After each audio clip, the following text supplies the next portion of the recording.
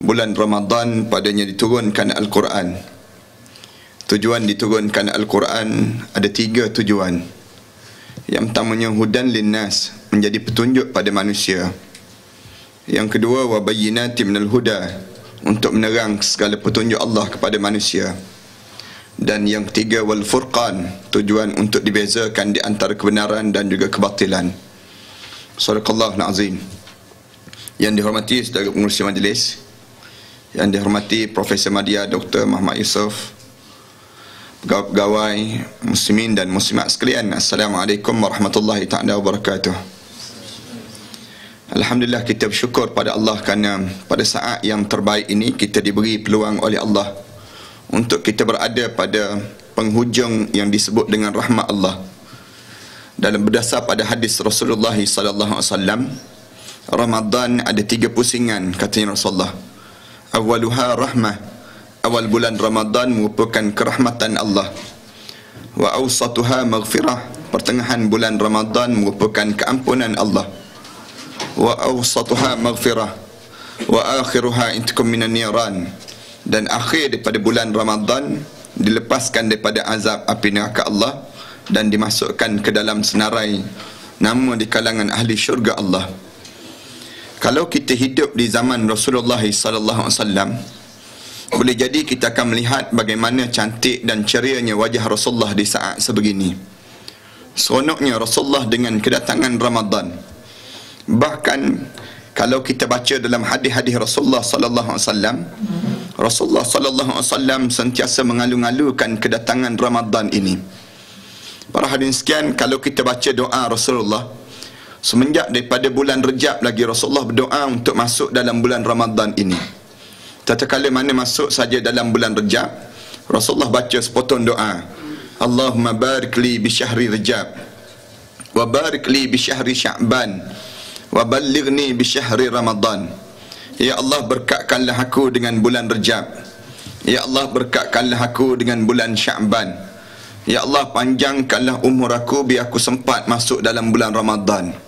Ini doa yang diulang dan diulang oleh Rasulullah. Maknanya Rasulullah sebut, kalau ditakdirkan aku mati pada tahun ni ya Allah, maka matilah aku setelah mana aku masuk dalam bulan Ramadan ya Allah. Ini doa Rasulullah sallallahu alaihi wasallam lah. Kalau doa kita ya Allah biar sempat raya lah ya Allah, tu doa orang Melayu kitanya. Orang Melayu kita dia nampak raya yang besar, dia tak nampak yang Ramadan yang besar. Para hadirin sekalian, kalau kita baca lagi dalam hadis-hadis Rasulullah sallallahu alaihi wasallam, banyak hadis-hadis yang cerita tentang kelebihan Ramadan. Rasulullah tak cerita tentang kelebihan bulan-bulan kecuali kelebihan bulan Ramadan saja. Bulan-bulan lain Rasulullah sallallahu alaihi wasallam masuk juga, tapi Rasulullah tak sebut tentang kelebihan bulan. Rasulullah masuk dalam bulan Rabiul Awal, bulan kelahiran Rasulullah, tapi Rasulullah tak sebut tentang kelebihan bulan Rabiul Awal. Rasulullah masuk dalam bulan-bulan yang lain, tapi Rasulullah tak sebut tentang kelebihan bulan tersebut. Tapi bila masuk saja Ramadan, Rasulullah sebut dan berulang-ulang cerita tentang kelebihan Ramadan. Masuk saja di antara contoh-contoh yang mudah, hadis yang Rasulullah sallallahu alaihi wasallam sebut, qad ja'akum syahrun mubarak, telah datang pada kamu bulan yang penuh dengan keberkatan. Tuftahu lahu abwabul jannah, bulan yang dibuka segala pintu syurga Allah. Wa tughliqu abwabun nar, ditutup segala pintu neraka Allah. Wa suffidatis syayatin, dan digari syaitan yang ada. Rasulullah sallallahu alaihi wasallam sebut tentang Ramadan ni banyak sangat. Tentang Ramadan ini sendiri, Rasulullah sallallahu alaihi wasallam mengalu-alukan kedatangan Ramadan. Boleh jadi kita akan tanya, kenapa Allah buat sampai peringkat demikian? Kenapa Ramadan ini dialu-alukan dalam hidup Rasulullah? Dan kenapa Rasulullah sebut banyak kali tentang Ramadan? Banyak hadis-hadis yang lain yang anda tak bercadang nak sebut satu-satu hadis pada tengah hari ini tentang mengenai bulan Ramadan ini sendiri. Kenapa sampai peringkat demikian? Para hadirin sekalian, untuk menjawab persoalan inilah anak nak sebut tentang bagaimana Ramadan ini mempunyai nilai yang besar untuk menunjukkan kasih sayang Allah kepada umat Nabi Muhammad sallallahu alaihi wasallam. Ramadan satu cara Allah nak tunjuk sayang dia kepada umat Nabi Muhammad. Kenapa Allah nak tunjuk sayang dan bagaimana Allah nak tunjuk sayang pada umat Nabi Muhammad sallallahu alaihi wasallam dengan Ramadan?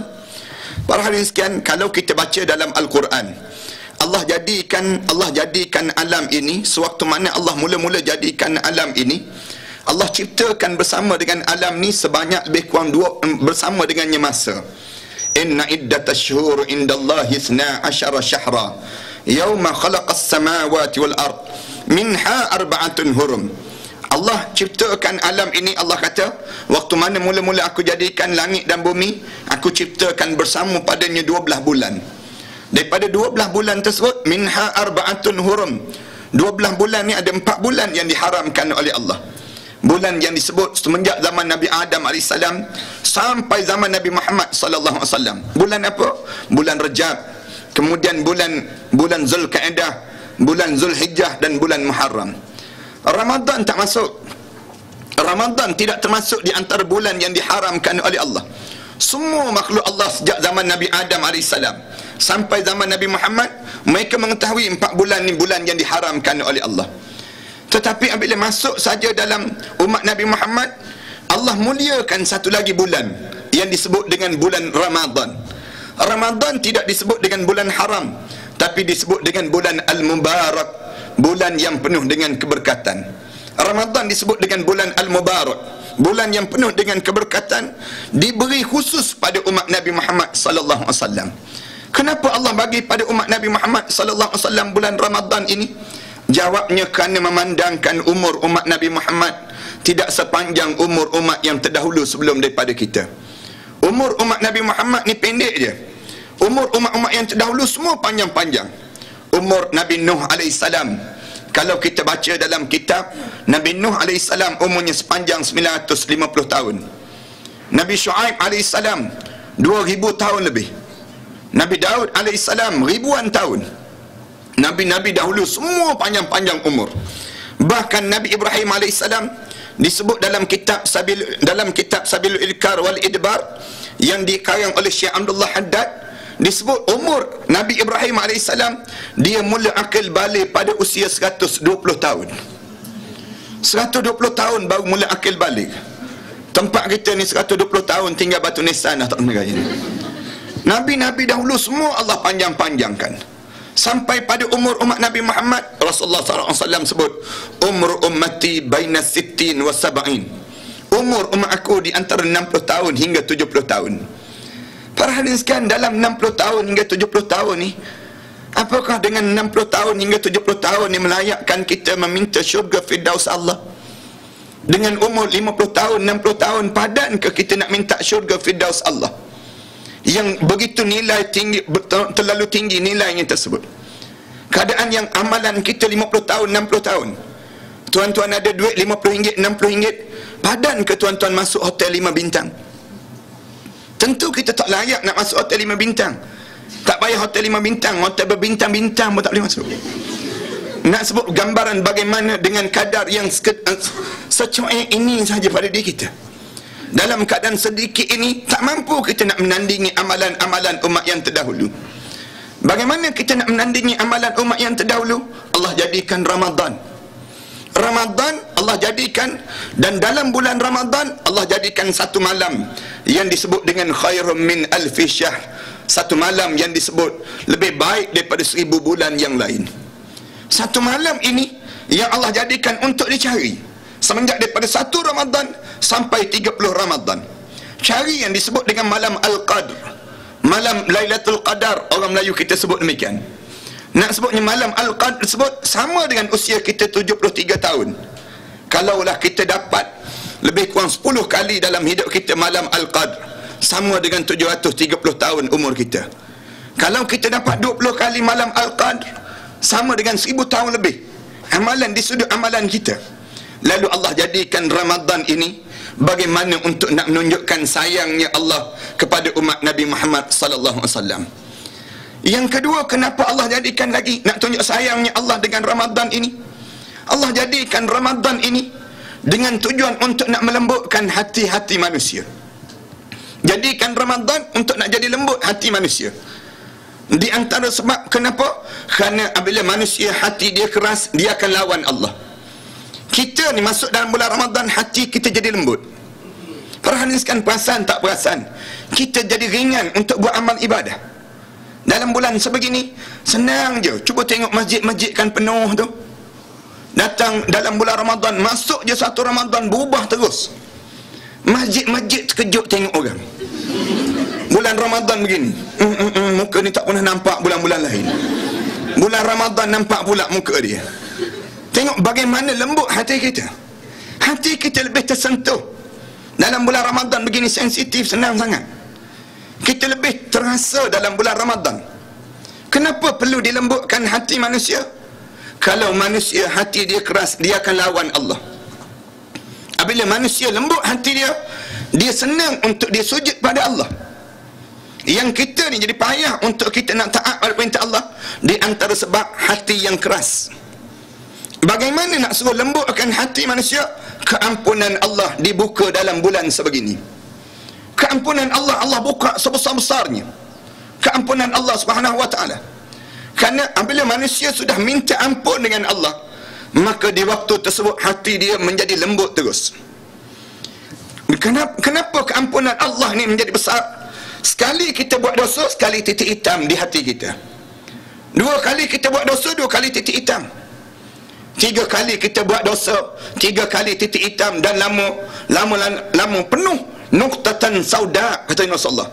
Hati kamu akan menjadi hitam legam yang menjadi keras. Tuan-tuan yang tak pernah tinggal semayang, mula-mula tuan-tuan tinggal semayang, tuan-tuan akan berdebar. Tuan-tuan tak pernah mencuri, tiba-tiba tuan-tuan mencuri kali yang pertama, tuan-tuan akan berdebar. Tuan-tuan tak pernah buat klaim palsu, tiba-tiba buat klaim palsu kali yang pertama, tuan-tuan akan berdebar.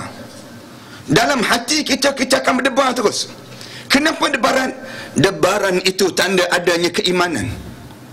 Apabila kita hilang debaran, tanda tidak ada lagi keimanan. Orang yang pada diri dia berdebar, iman dia masih lagi tetap dalam jiwa dia tersebut. Kenapa dia? Kerana dia tak pernah buat benda-benda yang dilarang. Apabila dia tak pernah buat benda yang dilarang, iman dia menyebut jangan buat dan jangan buat. Jangan buat dan jangan buat ni yang menyebabkan hati dia menjadi lembut pada diri dia tersebut. Berapa ramai orang yang apabila dia dah biasa dah tinggal sembahyang, dia akan menjadi keras hati dia. Kita buat contoh yang mudah. Kadang-kadang kita tanya kawan-kawan kita, kamu tak sembahyang ke? Tak. Kenapa kamu tak sembahyang? Kamu Islam ke kafir? Islam. Jangan main-main, kafir-kafir ni yang main disebut. Marah dia. Kalau kita tanya kenapa tak sembahyang? Aku penat, dia jawab. Habis tu kamu tak takut neraka ke? Takut? Siapa kata tak takut? Habis tu macam mana nak jawab depan Allah nanti? Aku harap Allah fahamlah aku ni jenis penat, dia jawab demikian. Kan senang, kerana dia sudah menjadi keras hati dia. Keras hati ni nak disuruh dilembutkan. Bila nak dilembutkan? Bulan Ramadan. Ramadan dia menyebabkan Allah nak suruh lembutkan kembali hati kita. Lembut hati dengan siapa? Imam Syafi'i kata perlu dilembutkan hati pada dua. Yang pertama, dilembutkan hati pada siapa? Lembut hati kita dengan Allah. Nak suruh lembut hati kita dengan Allah. Jangan sombong dengan Allah.